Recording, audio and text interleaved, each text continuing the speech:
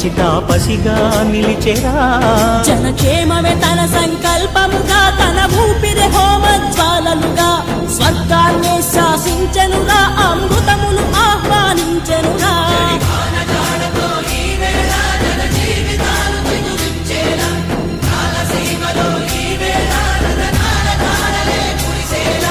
కల్లు కల్లు మని సిరిమూవల్లే చినుకే చేరగా, జల్లు జల్లు మని పులకింతల్లో పుడమే పాడగా, హరివిల్లు ఎత్తి కరిమబ్బు వాన బాణాలే వేయని, నిలువెల్ల మనసు వడగళ్ళు తాకి కడగళ్ళే తీరని.